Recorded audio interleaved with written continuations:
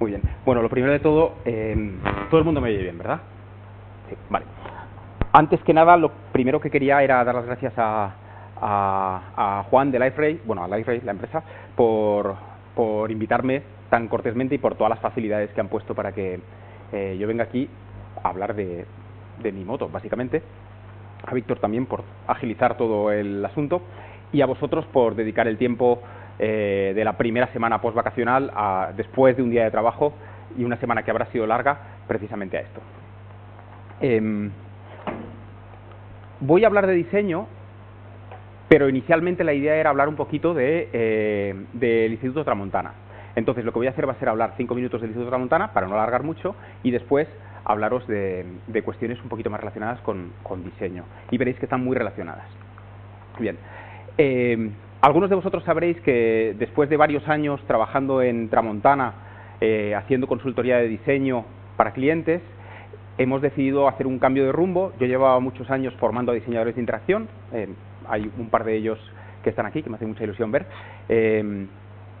y era algo que siempre habíamos tenido un poquito dentro. Entonces decidimos que ya valía de seguir haciendo algo en lo que, bueno, pues éramos relativamente buenos, pero que cualquier otro podía hacer bien y nos íbamos a dedicar a algo que para nosotros era mucho más vocacional. Entonces, desde principios de año decidimos cambiar el rumbo, renombrar la compañía, llamarlo Instituto por la intencionalidad de darle cierta institucionalidad y de darle cierta solidez a lo que queremos enseñar, y hemos empezado a trabajar en ello.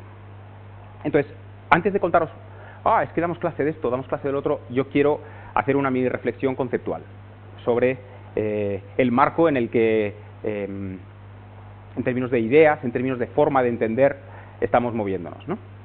Entonces os voy a pedir que os imaginéis una línea recta, un eje de izquierda a derecha, en el que en este lado de aquí vamos a situar todo aquello que podemos crear o que creamos como sociedad, como profesionales, como programadores, como diseñadores, como lo que sea, que creamos porque es especialmente útil, porque nos sirve para resolver un problema, porque nos sirve para optimizar una tarea, porque nos ayuda a medir mejor las cosas, o nos ayuda a ganar más dinero, o nos ayuda con alguna necesidad básica, como alimentarnos, como tener un techo para vivir, ese tipo de cosas. Voy a usar un término latino, que es el término utilitas, para hablar de todo ese tipo de diseños, que pueden ser desde la grapadora o la máquina dispensadora de Coca-Colas hasta un panel de visualización de datos para cualquier cuestión de negocios, ¿no? Entonces está claro qué tipo de tareas se hacen en este lado del eje, ¿verdad? O qué tipo de productos, qué tipo de servicios se crean en este lado del eje. Y si nos vamos al opuesto, al completamente opuesto, aquí están una serie de cosas que a priori nadie considera como útiles. Aquí está todo aquello que, no siendo especialmente utilitario, que no siendo directa, que no teniendo un valor obvio, claro, realmente quizás sea más importante de lo que pensamos, ¿no? En ese lado que hemos llamado delectus, por usar un término latino, está todo aquello que nos hace ser, que en realidad nos realiza como personas, que nos hace sentirnos más completos. Están cosas que son más experienciales, como puede ser una buena copa de vino, o como puede ser algo más lírico, está un poema, está una tarde bonita con alguien querido, está todo aquello que dota de sentido nuestra existencia y que, aunque a priori parezca que no es importante y que no es necesario o que no es útil, realmente no podríamos vivir sin ello, ¿no? Entonces, parte de nuestro entendimiento de la creación de productos y servicios está en la idea de que no solo debemos estar trabajando aquí. Yo vengo del ámbito de la interacción persona-ordenador.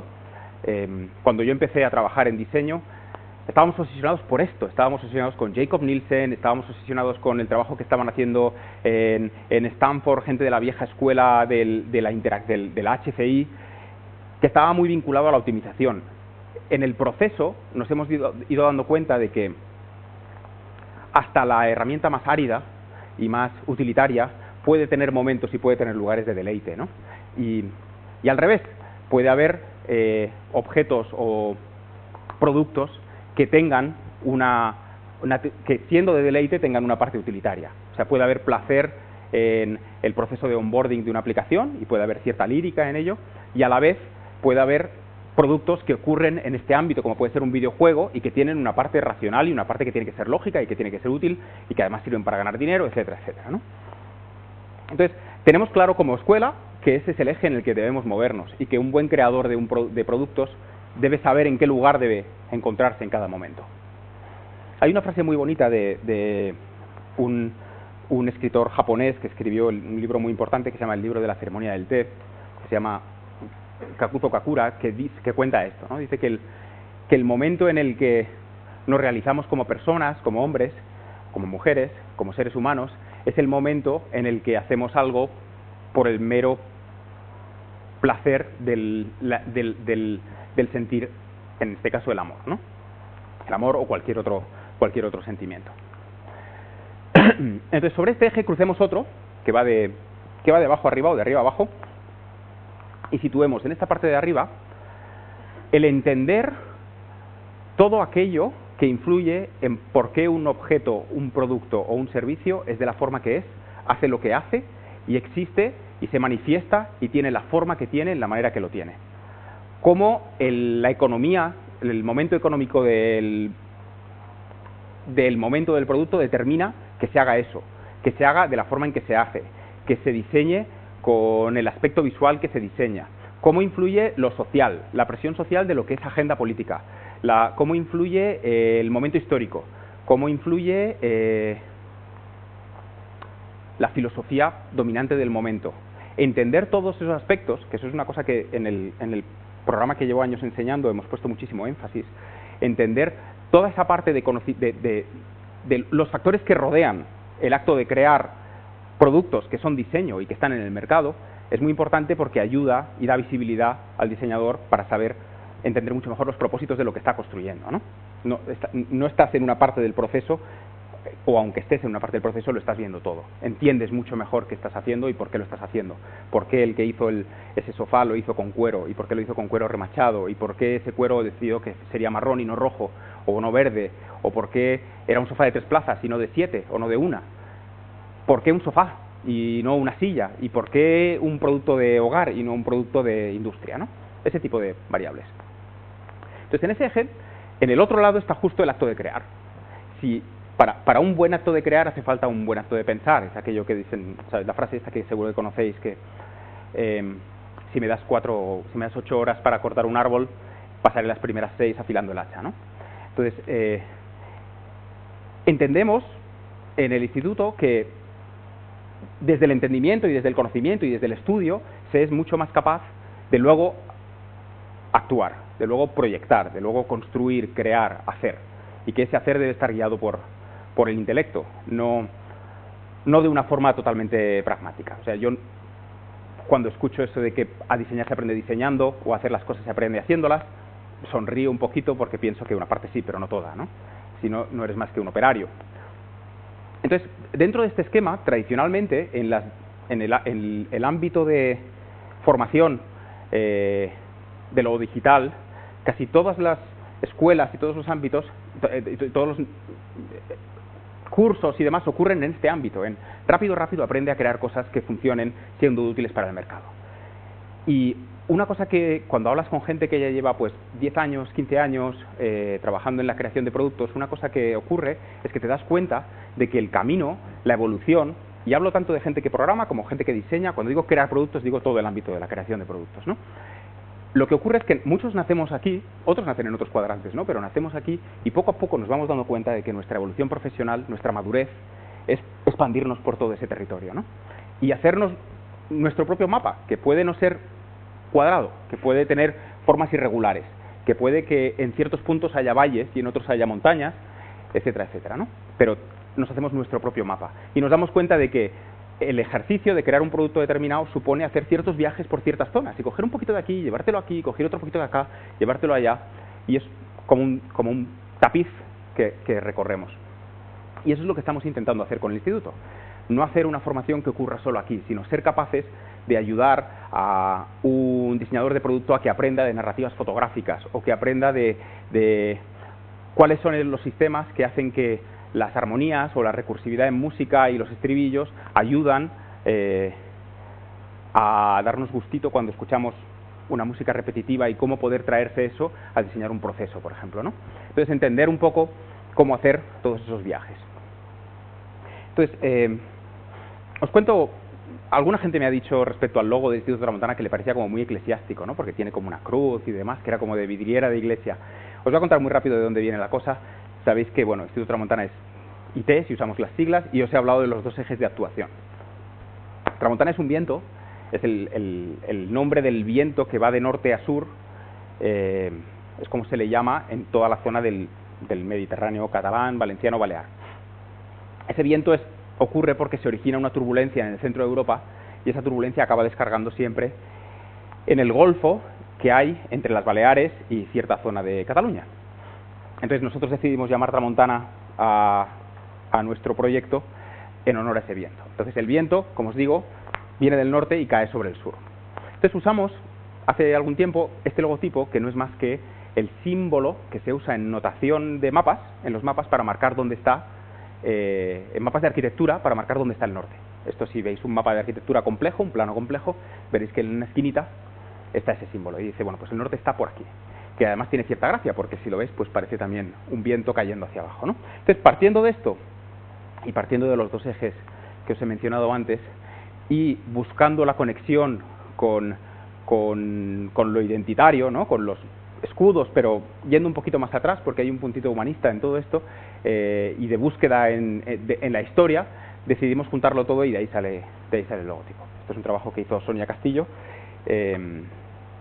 y que intenta resumir un poco la esencia. Entonces esto no es central a lo que os quiero contar, pero me apetecía contarlo sobre todo por el tema de los ejes.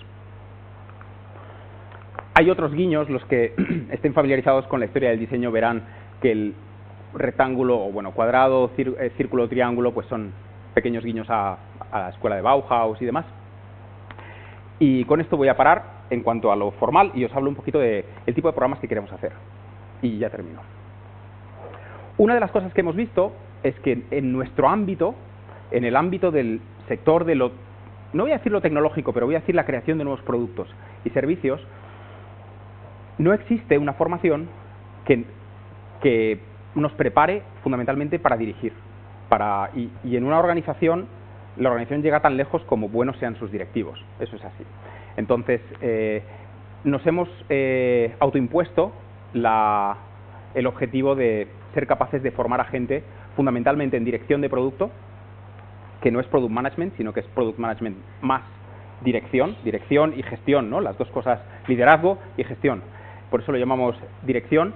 También formar a directivos en diseño, que ahora mismo directivos hay unos cuantos, no hay muchos, al menos en España. Formación para gente que dirige diseño, que no tiene nada que ver con ejercer diseño, hay muy poquita. Entonces tenemos programas ejecutivos, programas profesionales, que es ayudar a gente a formarse en oficios, como el que yo imparto de diseño de interacción, y luego cursos menores de especialización para temas como muy concretos. Y aparte hay otra cosa que vamos a probar, no sé cómo funcionará, que es crear grupos de estudio, es decir, como grupos de lectura pero acompañados de reflexión, relativamente guiados, que se encuentran cada cierto tiempo, pues para leer, para estudiar, para reflexionar sobre el camino sobre un ámbito concreto de lo creacional, por decirlo así. Entonces, estos son algunos ejemplos de los programas ejecutivos en los que estamos trabajando, que veis que usamos volúmenes para representar los conceptos. Los profesionales, justo ayer anunciamos este diseño de interacción, que no es más que la continuación del que llevo muchos años impartiendo. Una cosita curiosa es que los profesionales son texturas, los ejecutivos son volúmenes, los profesionales son texturas y los de especialización son líneas, ¿no? Pues es un capricho estético. Y estos son algunos de los ejemplos, como os decía, ¿no? Entonces, bueno, fundamentalmente eso es lo que queremos hacer. Podéis entenderlo como que hay un propósito de ayudar a todas nuestras profesiones a aprender mutuamente unas de otras, a aprender de otras que a priori no están dentro de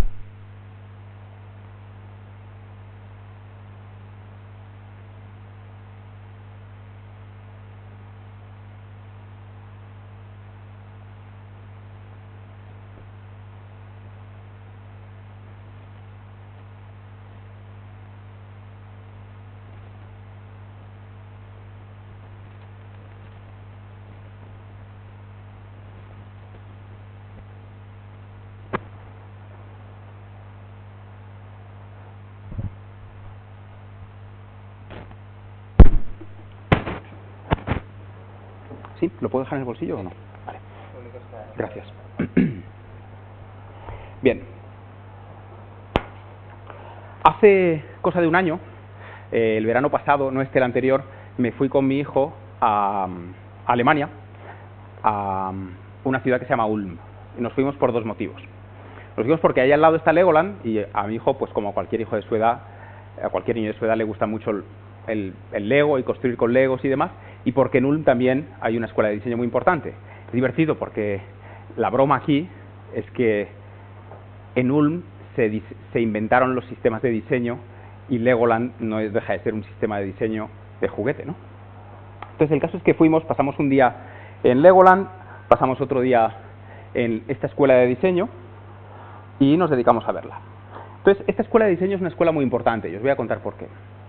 La funda este señor de aquí que se llama Otto Leicher en los años 50, a principios de los años 50, y la fundan con el propósito, algunos de ellos la fundan con el propósito de reflotar Alemania. Alemania está hundidísima después de la Segunda Guerra Mundial y lo que se proponen es dotar a la industria de la fortaleza, de los conceptos, de las ideas para ser capaces de reconstruir el país. Esta es otra de las personas, estos son como los dos grandes fundadores junto a la mujer de Otto Leicher.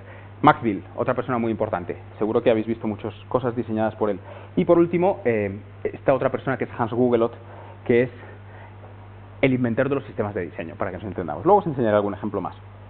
Uno de los primeros alumnos es Dieter Rams, que os sonará porque es el gran diseñador de Braun, padre de muchos de esos diseños icónicos, de los que se dice que el equipo de Apple, de Johnny Ive y demás, pues se ha inspirado mucho en ellos, ¿no? Entonces en Ulm se diseñan todo tipo de cosas, se replantean absolutamente todo respecto a la forma de diseñar, vienen muy herederos de Bauhaus, que fue una escuela de diseño que cambió por completo la manera en que se hacían las cosas, y se atreven con todo. Se atreven con motocicletas, se atreven con vajillas, sistemas de estanterías, surtidores de gasolina, incluso personas muy importantes de la industria automovilística, este es Ferdi Porsche, estudian allí. Él es el diseñador del Porsche 911, icónico, ¿no? Y una de las cosas que más les obsesiona a la gente de Ulm es la racionalización. Los años 50 son una época muy importante porque ha habido una guerra contra gente que idealizaba una cierta visión. A ver cómo explico esto. Se ha luchado contra los nazis. Los nazis eran una gente que reivindicaba un pasado idílico y que reivindicaba una idea idealizada de la raza, etcétera, etcétera. Frente a eso, hay una nueva corriente que habla de racionalizarlo todo. Ha habido muchísimos avances científicos durante la guerra, esos avances se están poniendo al servicio de la industria y se está empezando a pensar que todo puede ser mejorado con ciencia, con estudios sociales, con sociología, con psicología. Es la época en la que nace la ergonomía moderna, es la época en la que se diseña el sistema de containers de barcos clásicos, ¿no? Y se optimiza el transporte por todo tipo de medios. Y en Ulm no son ajenos a esto. Entonces su obsesión es optimizar cosas, optimizar almacenajes, optimizar objetos. Como os digo, este es su programa de diseño. Veis que tocan muchos ámbitos distintos y veis que es la primera vez que una escuela de diseño empieza a meter algunos elementos como la psicología, como el estudio de lo filosófico o de los factores económicos que influyen en qué creamos, por qué lo creamos, ¿no? Entonces de Ulm salen cosas asombrosas, sale todo el rediseño de Lufthansa, no solo de su identidad, sino de sus códigos, de cómo contar las cosas, incluso hasta de cómo organizar las vajillas que te dan dentro del avión. Y fijaos la sistemicidad que hay en la manera en que se diseñan todas estas tazas y estos vasitos y cómo se apilan entre ellos, ¿no? Todo esto es obra de un tío que se llama Hans Gugelot, que es este de aquí, que como veis ha metido su cabeza en un cuadrado, en parte en línea de su pensamiento, cuyo primer trabajo, y este es como el nacimiento de los sistemas de diseño para mí, es coger las viejas cajas de refrescos que son de madera, por donde la botella asoma y que no se pueden apilar, y diseñar unas cajas de plástico que pesan un montón menos, que se pueden apilar, que no dañan las botellas y que se convierten instantáneamente en el estándar. Todo eso es posible, obviamente, porque ya se puede inyectar plástico, que era una cosa que antes era muy complicada de hacer. Gugelot también diseña los primeros sistemas de muebles, ¿no? Y de esto IKEA es como muy heredera. El sistema M125 es el primer sistema de armarios que se pueden enganchar unos con otros y que, pues, se convierte un poco en algo que todas las demás copian e imitan, ¿no? Y veis aquí algunos ejemplos de su trabajo, incluso hasta los juguetes de los niños, ¿no? El sistema de muebles sirve, igual que en IKEA, para que los niños también compongan sus propias composiciones.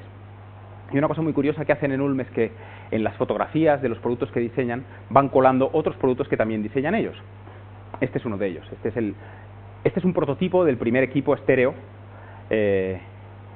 compacto que se diseña, ¿no? Y es obra fundamentalmente de Hans Gugelot. Entonces, otra cosa que hacen ellos es empezar a hacer showrooms, empezar a hacer Apple Stores del diseño dentro de Braun. Trabajan muy en relación con Braun y crean composiciones en las que se lucen todos los objetos unos con otros. En fin. Entonces, esa era la intención de ese peregrinaje hace un año. Hay que ir a Ulm, hay que ver eso, ¿no? La escuela ya no existe, la escuela cierra en los años 60, a finales de los 60, pero sigue siendo un centro de estudios de diseño, sigue teniendo un edificio muy representativo, y ahí está el archivo, y hay una exposición, entonces fuimos a verlo. Y está a las afueras de la ciudad, y como veis, si veis las fotografías, pues es un edificio muy racional, tiene un puntito cálido por la madera, pero quitando la madera el resto son elementos pues muy ortogonales, muy lógicos, muy racionales. Y una de las cosas que empezamos a notar cuando estábamos paseando por allí, fijaos en la limpieza de todo, no hay una hoja por el suelo, no hay una persona. Una de las cosas que hicimos fue acercarnos a la zona de residencias. La escuela tenía una residencia de estudiantes, una residencia a donde iban los estudiantes que vivían en otros sitios y podían vivir en la ciudad, y a donde iban donde se quedaban los profesores visitantes. Y nos dimos un paseo por ahí. Esa residencia se sigue usando. Sigue habiendo investigadores que pasan estancias en el archivo, que están haciendo una investigación de lo que sea y se quedan en la escuela. Entonces nos dimos un paseo por ahí, y por ejemplo, es un pasillo donde todas estas puertas de aquí son apartamentos donde se queda gente. Entonces,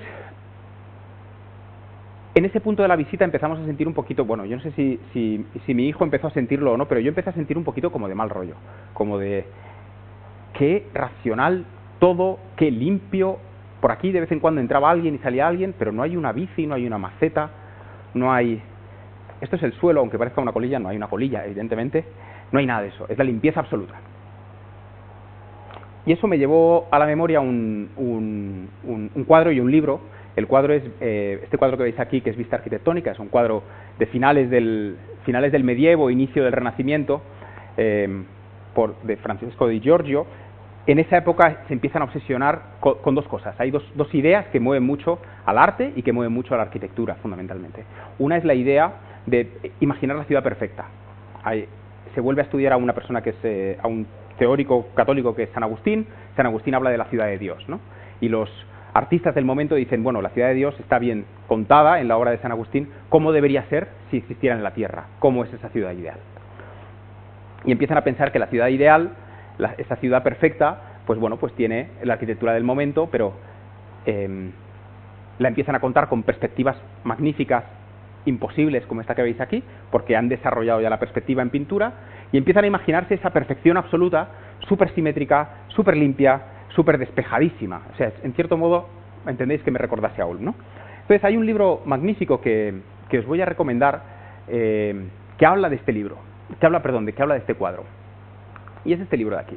Este libro menciona el cuadro, y es un libro excepcional sobre el rol de la arquitectura y las ideas, ¿no? Y básicamente lo que dice es que Di Giorgio está pintando un cuadro que es imposible, que esas perspectivas no existen en la realidad, que eso es mentira, que eso no puede existir, que las proporciones existen de otra manera completamente diferentes, y que la ciudad que está enseñando Di Giorgio está muerta.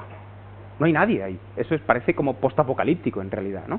Bueno, sin la suciedad, o preapocalíptico. No hay personas, salvo por los barquitos del fondo que tampoco tienen personas. Entonces, hay un momento muy parecido a ese, que es el momento en el que te compras un iPhone, por decir uno, y sabes que que esa pureza y esa limpieza va a durar 10 segundos, y que en el momento en que lo toques, dejará de ser perfecto. nunca más habrá una vuelta a esa perfección inicial, ¿no? Hay un momento inmaculado que existe en un instante y que luego en la realidad, en la vida, no existe. Las fotos de los productos que nos enseñan son fotos que no existen. Nunca más habrá un móvil tan limpio como ese, más que en el momento en que lo has sacado de la caja, ¿no? De hecho, en el momento en que le quitas el plástico, ¡pup, pup, pup!, las primeras motas de polvo caen encima y ya han roto ese momento de perfección, ¿no? Entonces, este es un momento parecido. Recuerda también a otra persona que menciona Foldenyi, el del libro, que es un teórico de la arquitectura y el diseño que también estaba obsesionado con las ciudades perfectas. Este hombre, que era alemán, Shepard, de principios del siglo XX, más o menos, venía a decir algo así como que las ciudades perfectas deberían ser todas de cristal, que eso me recuerda a las Apple Stores, ¿no? Y a la conversación que tuvimos, Juan, ayer sobre esa perfección cristalina, ¿no? Y ese ideal de formas puras. Entonces, Shepard decía que las ciudades perfectas deberían ser de cristal y estaba muy engorilado con la idea de las aspiradoras, que era un invento que era de la época. Se acababan de inventar las aspiradoras. La aspiradora era un camión prácticamente tirado por animales con una maquinaria tremenda que se subía, o sea, aspirabas las casas con un tubo que entraba por las ventanas, ¿no? Fijaos lo que decía este hombre. Decía que la aspiradora era un instrumento imprescindible porque había que quitar el polvo, las hojas, había que quitar los insectos, que eso eran impurezas, ¿no? Que también había que eliminarlo de la ecuación, porque todo eso perturbaba esa visión limpia, perfecta, de lo que debería ser la ciudad ideal. Al mismo tiempo, casi al mismo tiempo que ese hombre está diciendo eso, uno de los teóricos más importantes del diseño del siglo XX dice esto otro. Este es Adolf Loos. Adolf Loos escribe un manifiesto que se llama Ornamento y Delito, y dice, fundamentalmente, poner adornos a las cosas debería ser motivo de cárcel, porque eso es disfrazarlas de algo que no son, hay que reducirlas a su máxima pureza. Entonces tiene un manifiesto de 4 páginas o 3 páginas en las que fundamentalmente habla de eso. Dice cosas curiosas, como que, fijaos que visionario suena esto, así como que de grandeza, ¿no? Dice que está cerca el tiempo, que como Sion, la ciudad santa, la capital del cielo, bla, bla, bla. Entonces, más referencias a esa idea de divinidad, de pureza de formas, ¿no? Que luego acaban aplicándose al diseño, porque este hombre Loos empieza a diseñar, diseña edificios, es arquitecto, y esto es Viena, fijaos, de la Viena tradicional a la nueva Viena, que es la que él propugna, o el nuevo mundo que él propugna, ya hay un cambio salvaje. Esto ocurre hace 100 y algo años. La cosa va más al extremo y empiezan a hacer ese tipo de arquitectura, la que hoy conocemos como arquitectura moderna.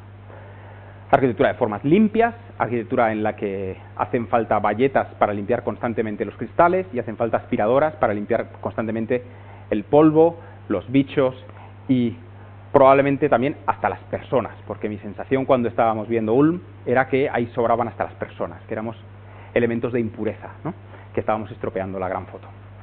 Esa misma época es la época en la que nace el movimiento de Stigl, que es pues todo el movimiento estético en el que Piet Mondrian se mete, lo habréis visto un montón de veces, que fundamentalmente son puristas de la forma y del color, y dicen hay que reducir toda forma de expresión a su esencia máxima, que es los 3 colores primarios, más el blanco y el negro, las formas básicas, que son las ortogonales.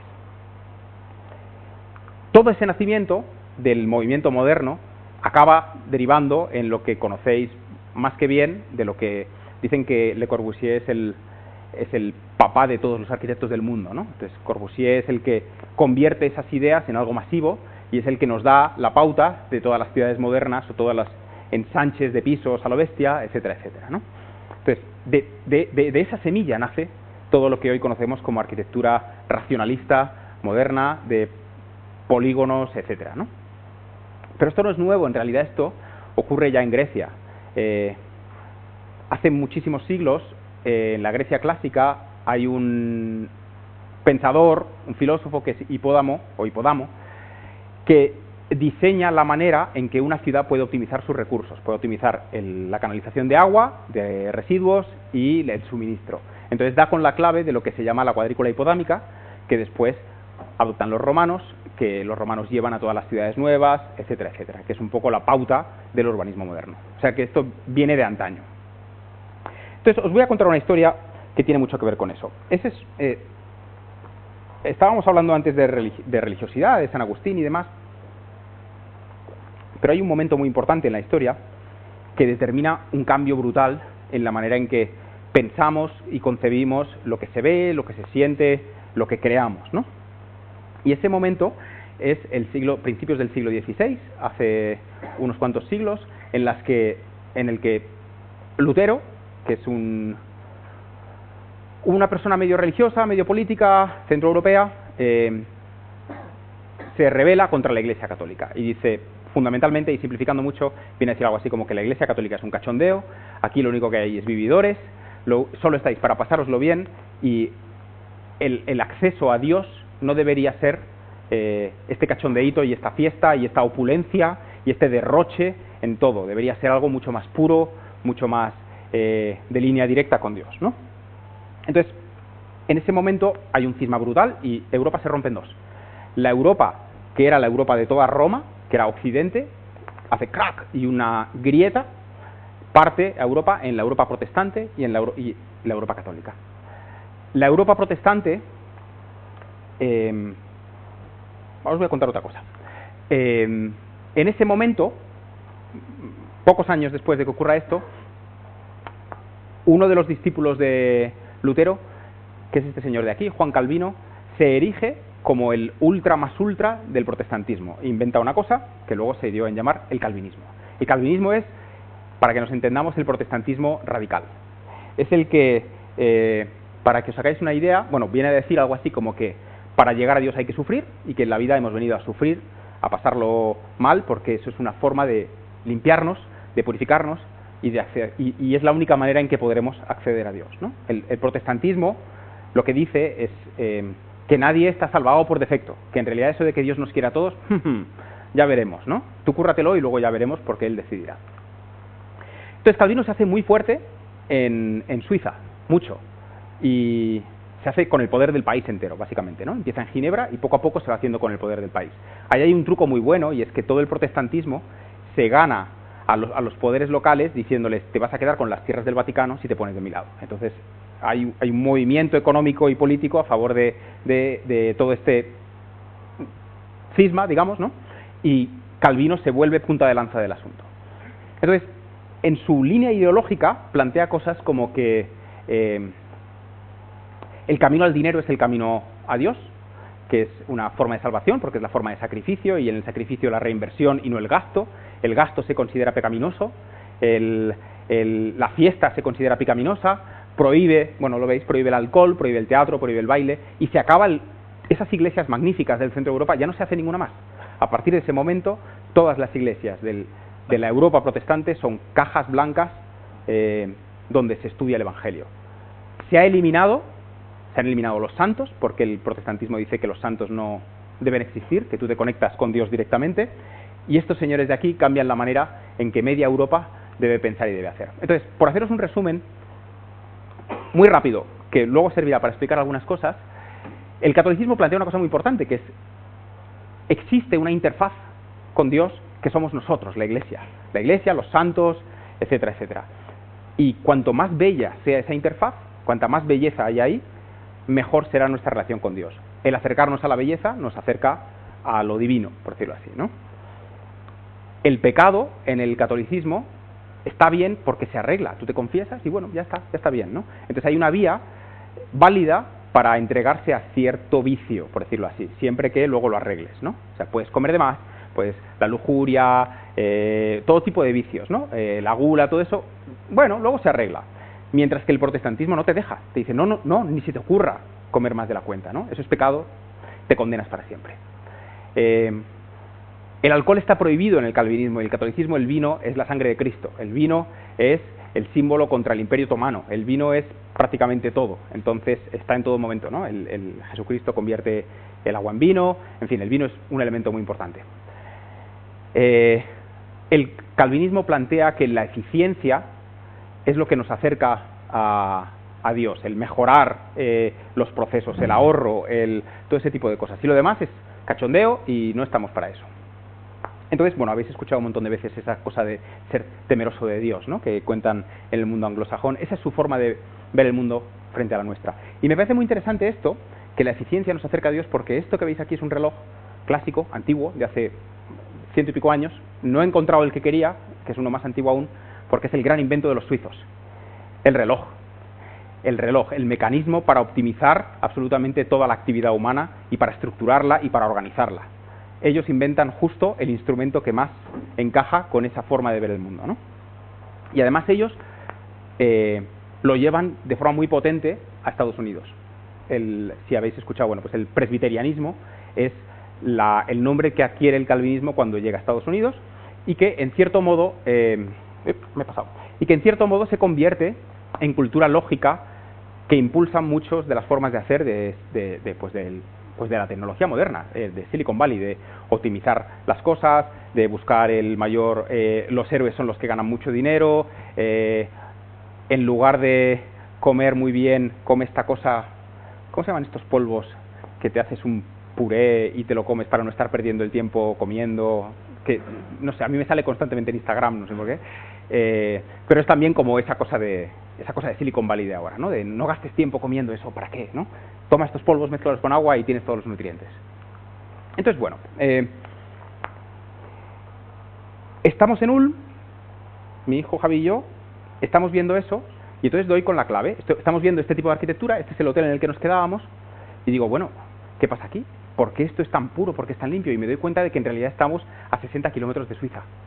Y no solo eso, sino que este señor de aquí, Max Bill, el que diseña el edificio de la escuela de Ulm, es suizo, y que se pelea con los de Ulm y se va a Suiza.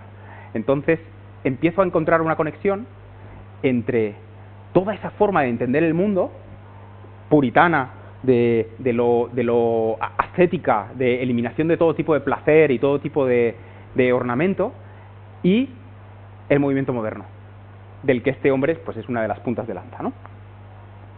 Entonces volvemos a la época de la Reforma.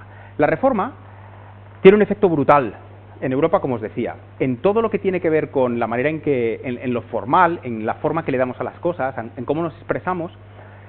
El norte, o el centro norte, reacciona diciendo menos estética, menos sensorial, menos placer, más cosas como mucho más simples, incluso casi menos arte. Y entonces la reacción del sur es lo que se conoce como contrarreforma, que tiene una parte ideológica, pero tiene una parte artística. Y en la parte artística es el barroco. El barroco es la respuesta de Italia, España, Francia, parte de Grecia, Austria, a lo que está diciendo el norte. ¿El barroco qué es? El barroco es la expresión máxima. Es ¿que no quieres café? Pues toma 2 tazas, ¿no?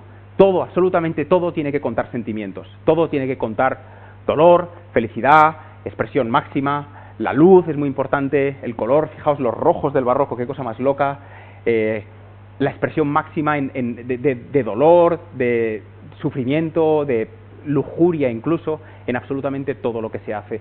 La arquitectura, la poesía, la música barroca, una locura. Entonces, bueno, pues veis el tipo de ejemplos en lo que se convierte diseñar cosas. Absolutamente todo tiene ese tipo de componentes en ese momento, ¿no? Hasta la cosa más tonta, como pintar un melón, siempre hay algo ahí que está contando una historia, ¿no? En el barroco siempre hay una historia. Lo amoroso, lo seductor, incluso es el momento de los místicos españoles. Ese barroco es el momento en que la Iglesia mira a sí misma y dice, tenemos que ser más corazón. Y entonces es la época en la que San Juan de la Cruz escribe lo que escribe, y es la época que, por cierto, Rosalía lo está versionando ahora. Es el momento en que Teresa de Jesús escribe también lo que escribe, y además dice una frase que se vuelve muy importante, que es que, bueno, a Teresa de Jesús le gustaba mucho la cocina, y en el mundo de los conventos de monjas, pues se trabajaba mucho eso, ¿no? Y entonces ella dice esta cosa de que Dios está en todas partes, también entre pucheros, que es una manera de reconocer en el acto de crear lo culinario y en el acto de disfrutar de lo culinario un acercamiento a lo divino, a lo que para ellos es como lo más grande que existe en el mundo, ¿no? Si habéis estado en Granada, ¿alguien de aquí ha estado en Granada? Espero que sí. Vale, de los que habéis estado en Granada, ¿alguien ha estado en la Casa de los Tiros? ¿Nadie? Bueno, pues si vais al Realejo, por la callecita que se va al Realejo hay una casa que es esta de aquí, que es muy especial, porque es más o menos de esa época. La historia es muy curiosa. Un poquito después de la época de la ruptura protestante, a Viena la sitian los otomanos. Viena se había puesto del lado de los protestantes, pero los otomanos, por este lado de Europa, estaban comiendo terreno a toda leche, eran musulmanes, como sabéis. Entonces, a Viena manda, creo que es Carlos V, o Felipe II, no estoy seguro, creo que ya era Carlos V, manda un grupo de mercenarios para defenderla, en nombre del catolicismo, un grupo de mercenarios que son los 400 arcabuceros de Talavera. 400 tíos con el culo ya peladísimo de meterse en follones, duros de narices, que van allí a defender el catolicismo, ¿no? Entonces entran en Viena, en una Viena que es protestante, que les es hostil, porque dice, ¿quiénes son estos tíos? Ahora vienen estos animales, ¿no?, que no hacen más que emborracharse y tal, y repelen a los otomanos. Y entonces, en la conversión, la reconversión de Viena al catolicismo tiene mucho que ver con eso. En esa guerra, que fue muy dura y que fue muy simbólica, porque es el momento en el que la Europa católica está peleando por arriba contra el protestantismo y por Oriente contra los otomanos. En ese momento hay una persona, uno de esos 400 soldados, que es portugués, que sufre mucho en la guerra y que se dedica mucho, pues, a asistir a los heridos. Ese hombre luego, después de la guerra, es de buena familia, después de la guerra vuelve a Granada, va a Granada, su nombre es Joao Cidade, y empieza a fundar hospitales. Y es el que conocemos hoy en día como San Juan de Dios, porque asume ese nombre, ¿no? Entonces, hay una historia muy bonita con esa casa que yo creo que sintetiza mucho lo que os estoy contando de ese momento de la Contrarreforma. En esa casa hay el emblema de la familia, que es este que veis aquí. Este es el emblema de la familia. Lo que expresa es el corazón manda sobre la espada, que es una forma de decir, de sintetizar absolutamente todo aquello, la gran idea que estaba moviendo esos siglos, ¿no? La expresividad y el sentir por encima de lo bélico, por encima de la conquista, por encima de todo lo demás. O sea que si tenéis ocasión y pasáis por Granada, acercaos, porque además el edificio es maravilloso. Y hay otra frase que me gusta mucho de un teórico que se llama Eugeni d'Ors, que es de hace 100 años, es catalán, que habla mucho de la idea barroca, ¿no? Y dice, bueno, antes del Renacimiento, bueno, él dice, cuando pasaba un milagro en el cielo, bueno, pues el cielo se abría, pero a partir del barroco, el cielo, cuando pasa algo así, el cielo se convulsiona. Es decir, que el barroco, que ese momento mueve la idea de lo que nos parece bonito, que hasta entonces era como muy griego, bueno, pues ciertas armonías, ciertas composiciones, ciertas simetrías, a lo sublime, es decir, a cosas que son brutalmente más grandes que nosotros, ¿no? Cosas en las que nos hacen llorar, que nos hacen sentir muy fuerte. Puede ser una sinfonía, puede ser un gran edificio, puede ser la manera en que la luz incide en un edificio a cierta hora de la tarde, puede ser una tormenta, cosas grandes, ¿no? Entonces, en ese eje, el barroco coge el Delectus y se lo lleva para ese lado, ¿no? Entonces, bien, volvemos un momento a la época de Adolf Loos y a la época del movimiento de Stil, y fijaos en una cosa, en ese mismo momento, en esos mismos años en los que en el norte de Europa están pasando estos edificios y están pasando estas formas de plásticas de contar las cosas, que luego se aplican a absolutamente todo lo que están haciendo, ¿qué estamos haciendo en el sur? Estamos haciendo la Sagrada Familia. Y estamos, en Francia están con el Art Nouveau, nosotros estamos con el modernismo, en Viena están con el movimiento secesión, que son expresiones parecidas de lo mismo. Expresar más en todo lo que se hace, intentar conectar con lo emocional, ¿no? Entonces, vuelvo a Eugeni d'Ors. Eugeni d'Ors tiene un libro que se llama Lo Barroco, que es súper interesante porque lo que él dice, perdonadme, voy a ver un poquito de agua. Lo que dice Eugeni d'Ors es, hemos estado viendo la historia como los anatomistas de antes del Renacimiento veían un cuerpo. Los anatomistas de antes del Renacimiento veían un cuerpo, los médicos de entonces, y decían, bueno, pues como no podemos abrirlo, lo que entendemos que hay aquí es el brazo, el torso, la pierna, la cabeza, y creemos que el cuerpo pues funciona porque hay un órgano aquí, y hay otro aquí, y hay otro aquí. En el momento en que la Iglesia empieza a permitir un poquito y se empiezan a diseccionar cuerpos, y se empieza a ver cómo son por dentro, de lo que se dan cuenta es de que en realidad en el cuerpo lo que hay son sistemas, que van desde el dedo gordo del pie hasta el último pelo de la cabeza. Está el sistema nervioso, está el sistema circulatorio, que ocurren por todo el cuerpo, ¿no? Está el sistema óseo, etcétera, muscular.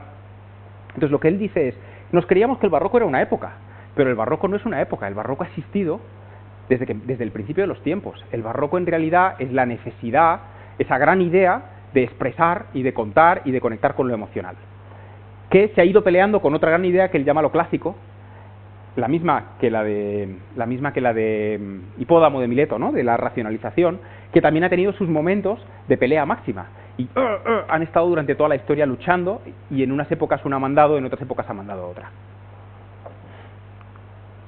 Eso me lleva a, volvemos otra vez a Grecia, fijaos la de saltos en el tiempo que estamos dando, ¿no? Eso me lleva a el templo más importante de toda la Grecia clásica, que es, si habéis estado en Grecia, probablemente lo hayáis visitado, que es el templo de Apolo en Delfos. Delfos es la gran ciudad santa del mundo helénico, y entre todos, el más importante de todos los templos, del que queda poquito, es el templo de Apolo. Ese templo, que era pues un templo clásico, imaginaos, bueno, esto es una representación de lo que sería un templo clásico de la época, tiene, obviamente, pues una estructura de columnas, un frontón, y ese frontón está dedicado al dios Apolo. El dios Apolo, en la mitología griega, es el dios de lo bien hecho, de lo bien pensado, de lo lógico, de lo racional, de lo que ellos llamaban la música, pero que su música era matemática, más que, bueno, eran casi la misma ciencia, de la lógica, de la mesura, del saber estar y de no pasarse, ¿no? Pero claro, los templos griegos tienen un frontón por delante, pero también tienen otro por detrás, porque son simétricos, ¿no? Entonces el templo de Apolo tenía un frontón trasero. ¿Y a quién estaba consagrado el frontón trasero? Estaba consagrado a Dionisio. ¿Quién es Dionisio? Dionisio es el dios del vino, es el dios de la fiesta y de pasárselo bien y de entregarse a los placeres. Entonces es muy interesante esa dualidad que ya desde Grecia se plantean, y que, bueno, pues 2000 años después nos la cuenta Eugeni Dors, ¿no? Que es la dualidad entre el hacer estructurado y hacer racional, o el delectus que os decía, ¿no? El entregarse más a lo contemplativo, a lo sensorial, a lo experiencial, etcétera. Entonces, básicamente lo que nos dice el templo de Apolo, en cierto modo, es que hay un salto, o que todo tiene un salto de un punto al otro, si te fijas, o si sabes encontrárselo, o si sabes crearlo, ¿no? De hecho, no es que tenga un salto, es que tiene múltiples saltos. Es que en cualquier producto puedes encontrar muchas formas, o en cualquier cosa que creemos, muchas formas de conectar ambas. ¿Son dos formas de ver el mundo? Quizá. Está la forma de Santa Teresa y de los fogones, y está, mira, aquí lo tengo, la bebida esta de polvos que se mezclan y que además te dan la camiseta de ¿cómo se llama el fundador de Facebook? Joder, se me ha olvidado. Zuckerberg, la camiseta de Zuckerberg para que seas más Silicon Valley. Entonces, esos dos extremos me llevan también a hacer una reflexión. Y digo, bueno, pensemos en los productos de hoy en día, en los productos tecnológicos que empiezan a masificarse.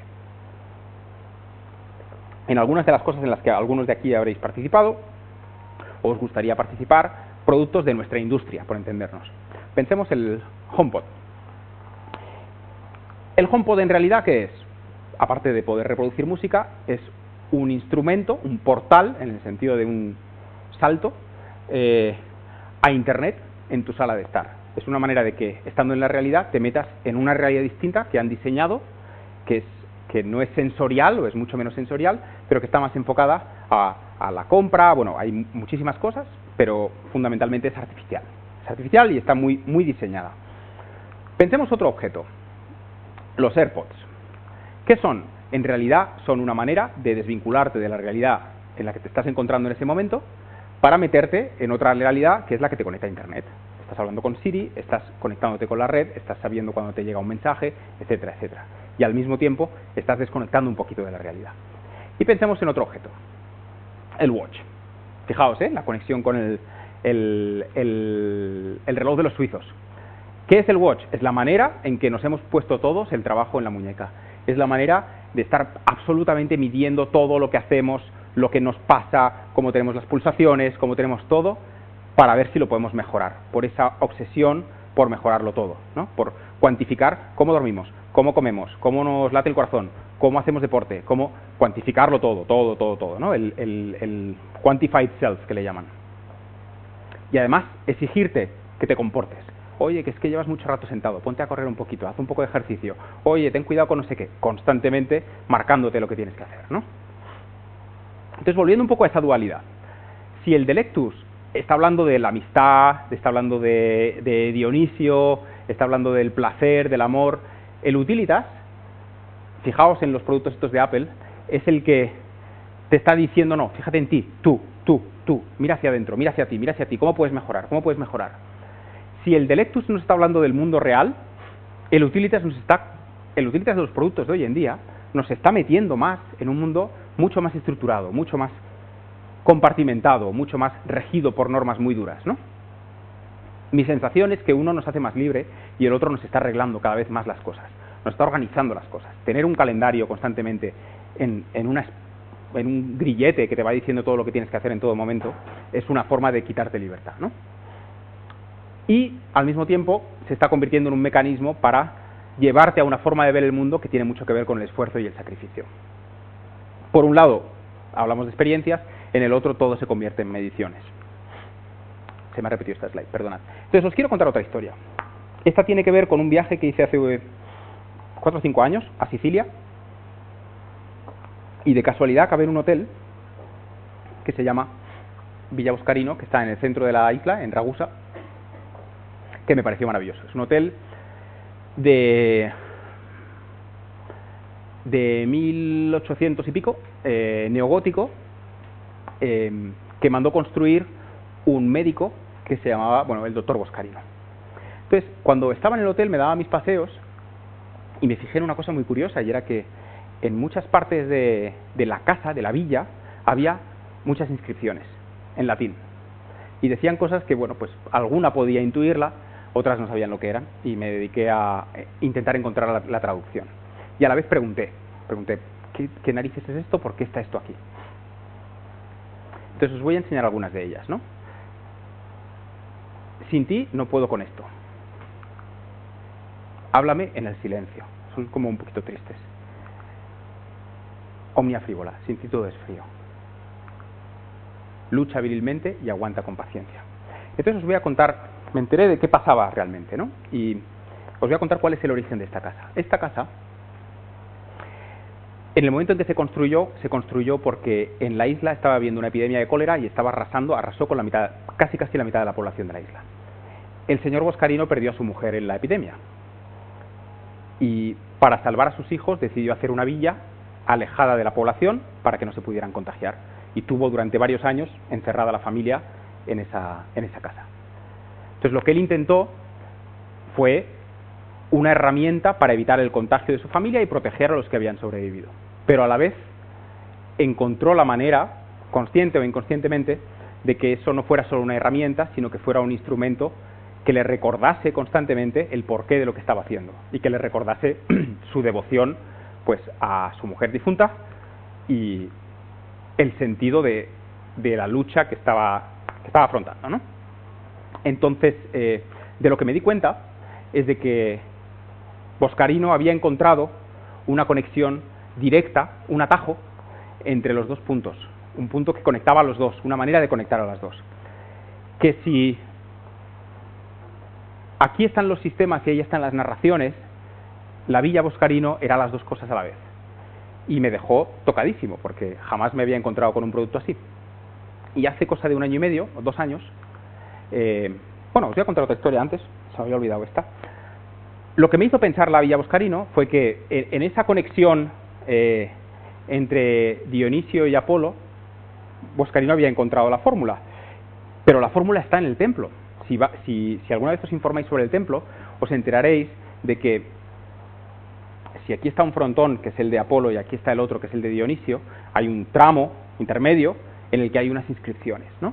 Esas inscripciones dicen esto que no sé leer, en griego, pero que traducido al latín es Gnoscete ipsum, que es conócete a ti mismo. Entonces, ya los griegos estaban diciendo justo cuál es la resolución de esa fórmula, que es en ti mismo está el encontrar la manera de conectar esos dos puntos y de hacer cosas, productos, lo que sea que hagas que conecte esos dos elementos, ¿no? Entonces, ese Gnoscete ipsum lo que demuestra es que no es una línea, sino que es un círculo constante, que las cosas que están bien hechas o las cosas que están completas son aquellas que están reconectando a ambos lados. Si os gusta la artesanía japonesa, conoceréis el concepto de wabi-sabi. ¿Hay alguien que lo conociera? ¿Quién conocía el concepto? Vale, bastante gente. Sabéis que el wabi-sabi es la aproximación a la creación de productos, objetos, que en su esencia, en su envejecer, en su materia, nos van a contar algo, que están vivos desde el momento en que nacen hasta el momento en que mueren, y que por su plasticidad, por la manera en que envejecen esas texturas, nos cuentan algo de la vida, nos cuentan que la vida es nacimiento y es muerte, y que en todo el recorrido están pasando cosas. La vida no es estática, como un producto de Brown que es perfecto en su plástico, que no huele a nada, que no tiene ningún tacto, que no envejece, que va a estar ahí hasta el fin de los tiempos, si nadie le da una patada, ¿no? La vida es evolución, y entonces el wabi-sabi lo que intenta es llevar eso a los objetos.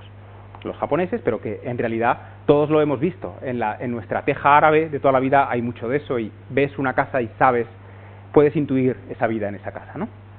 Entonces ese wabi-sabi conecta lo vivencial y lo herramiental, me acabo de inventar la palabra, de una forma bastante interesante. Y os voy a poner otro ejemplo, que es el que descubrí hace más o menos 2 años por una exposición en el Museo de Victoria y Albert en Londres. Son estos cuchillos. Estos cuchillos son cuchillos para cortar viandas, cuchillos de mesa, de 1700 y pico, poco tiempo después de la Contrarreforma. O sea, son cuchillos en los que el mundo católico está reafirmándose en su manera de entender la vida.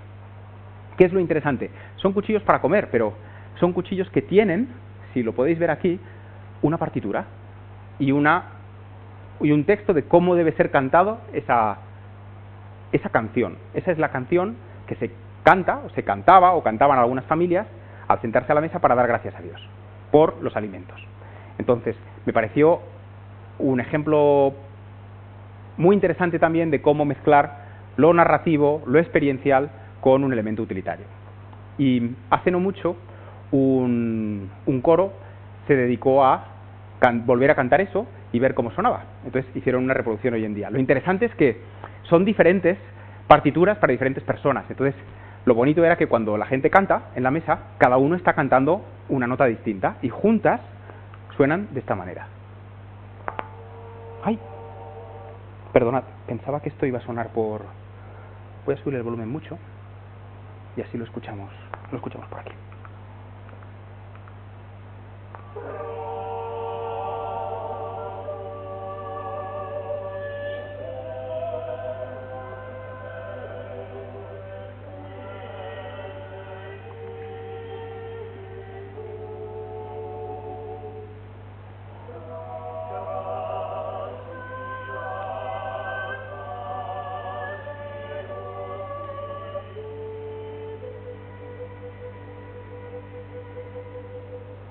Fijaos en la polifonía, ¿no? Imaginad la solemnidad que le da y cómo encumbra el momento de ponerse a comer un acto como este.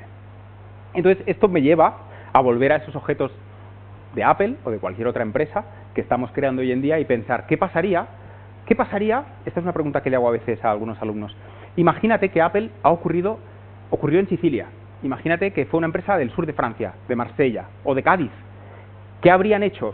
Asumamos que los productos son los mismos. ¿Para qué valdrían si hubieran nacido en una cultura que premia otros valores ligeramente distintos a los de Silicon Valley, o muy distintos a los de Silicon Valley, o a los del protestantismo calvinista? Entonces, a lo mejor el HomePod, en lugar de ser un portal a Internet en tu sala de estar, podría ser un espacio acústico compartido con tus seres queridos.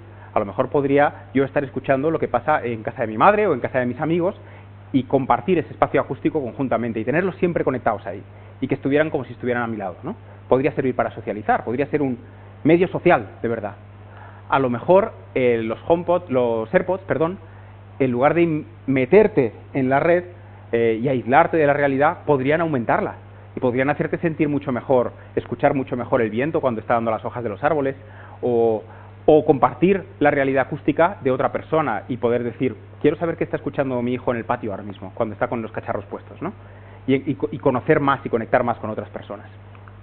O a lo mejor el watch, en lugar de servirte para estar recordándote constantemente cosas de trabajo y estar haciéndote mediciones de lo mucho que te esfuerzas o lo poco que te esfuerzas, podría servir para avisar a tus amigos cuando tienes momentos malos, o o decirle a Paco que Manuel lleva 3 días sin salir de casa y que puede que se encuentre mal o que está pasando un mal momento, o que María o Felipe han llorado y han llorado varios días seguidos, o sea que hay que hacer algo, que hay que sacarles, hay que ir a verles, que hay que asistirles, ¿no?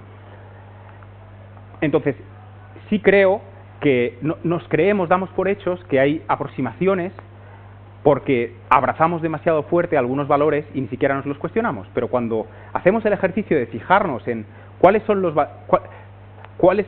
los entornos culturales en los que existimos y cuánto de eso se puede convertir en productos de hoy en día, encontramos caminos que son completamente distintos, aún usando el mismo producto. Otra cosa sería cómo debería ser el diseño de ese HomePod, si debería ser una forma geométrica perfecta con un material perfecto o si deberíamos darle espacio al wabi sabi, por ejemplo, ¿no?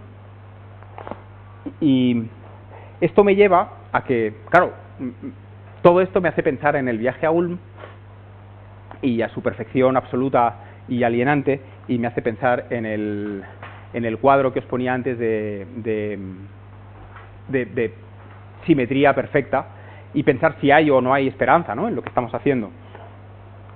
En el cuadro hay un momento muy interesante, cuando empiezas a hacer zoom en él, te das cuenta de que, a medida que te acercas, de que hay una ventana abierta, de que hay un punto de ruptura en esa perfección absoluta. Alguien ha abierto una ventana, eso significa que había alguien ahí dentro.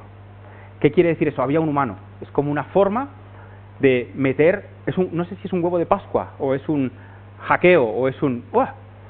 Puede que haya esperanza. Y os cuento otro momento muy bonito, que es cuando estaba saliendo de la exposición y de la visita de Ulm, me encontré con una fotografía, pregunté la fecha, y es de finales de los 60, es cuando la escuela de Ulm ha demostrado que no funciona. Y aceptan que van a cerrar, votan y deciden que van a cerrar. Y ese día salen a la terraza, sacan uno de sus aparatos, lo enchufan a la luz, les da igual si está mojado o no está mojado, se traen a los niños, tontean entre ellos, escuchan música y beben vino. Y entonces, de golpe, se han dado cuenta de que han hecho el círculo. Lo han hecho al final, pero lo han hecho, ¿no? Y eso es lo que me parece interesante cuando creamos productos y servicios. Gracias.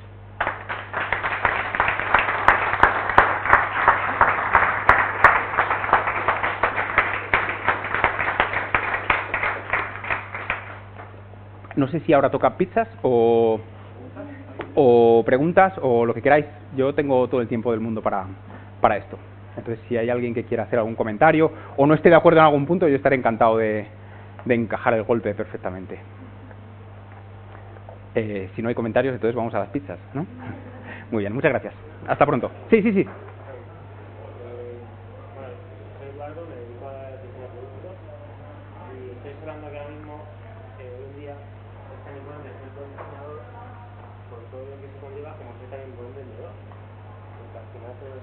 Y si no vendes bien tu diseño como diseño creativo, sabes que no se va a llevar a cabo como si te mejoras y te mejoras.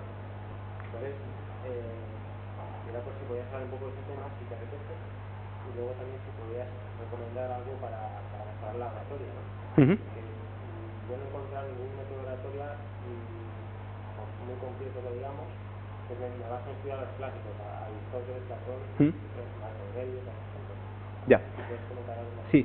Te refieres, a ver, dices que eres diseñador y te refieres a la venta. Cuando te refieres a la venta, no te refieres a la venta comercial, sino a la venta de hacer que otros entiendan y abracen tu idea, ¿no? O tu concepto. Vale, ese es un tema jodidísimo en diseño, en mi opinión. Y lo es por lo siguiente, esto lo he contado alguna vez, me parece un tema apasionante. Cuando uno concibe un producto o concibe una forma de solucionar una necesidad de manera abstracta, porque lo digital es verdaderamente abstracto, uno se crea un concepto en su cabeza que es muy complejo, con muchas piezas que están relacionadas entre sí y que en nuestra cabeza tienen un montón de sentido. Luego, cuando intentas contar eso hacia afuera, pasan dos cosas. La primera cosa es que el mundo del diseño, o la disciplina del diseño, no tiene un sistema de notación universal compartido. Es decir, el mundo de la música lo tiene la arquitectura, lo tienen las ingenierías. Un músico de Zimbabue puede poner una partitura sobre un pentagrama y otro músico de Corea lo sabrá interpretar y lo sabrá tocar. Y lo tocará exactamente igual como lo definió el otro. Un arquitecto de una parte del mundo puede definir una estructura pues con su planta, alzado, perfil, etcétera, y sus vistas y demás, y otro arquitecto de otro lugar del mundo u otro constructor lo sabrá interpretar a la perfección. De hecho, ocurre ahora, por ejemplo, que la Sagrada Familia se está terminando con planos de hace 100 años, ¿no? O ocurre que se cantan canciones de hace 200 y pico años. Sin embargo, en diseño no tenemos un sistema de notación. Y esto te lo pone muy complicado, porque tú tienes que contar una realidad que es compleja y lo único que tienes son garabatos en un papel o tu oratoria. ¿Y qué pasa con la oratoria? Que la palabra tiene un ancho de banda de mierda, muy pequeño. Es decir, pensamos cosas mucho más complejas que capacidad tenemos de verbalizarlas. Porque en la verbalización vamos muy despacio y podemos decir solo una cosita a la vez. Mientras que lo que queremos contar es algo tremendo, ¿no? Entonces, ¿cómo cuentas una catedral palabra a palabra? Imagínate, es imposible. Entonces, la retórica, que es el arte de saber contar, es justo la única manera que nos queda. A falta de que un día se nos consolide de verdad la disciplina, paremos de inventar cosas nuevas y entonces podamos centrarnos en hacer un sistema de notación compartido. Entonces, como la retórica es el único instrumento que nos queda, la manera, para mí, es mejorar en retórica, que es algo que nadie le pone ningún interés, en aprender a usar comparaciones, en aprender a usar metáforas, en ganar vocabulario, en encontrar maneras de mejorar cuándo cuentas un todo o cuándo cuentas las partes, cómo las organizas, en entender los criterios de la narrativa, las curvas de guión, todo eso es tan importante como saber diseñar bien, porque vas a ser tan buen diseñador como capaz seas de contar lo que estás diseñando. Si no lo sabes verbalizar, no va a ir a ningún lado, ¿no? Entonces, yo creo que va por ahí, pero no tiene fácil solución. ¿Alguna otra cosa? Veía antes a algunos ex-alumnos por ahí haciendo sí, pero también riéndose porque están hasta las narices de escucharme según qué cosas. Seguro que están pensando, ya está contando la batallita de tal. ¿No hay más preguntas? Bueno, pues muchísimas gracias.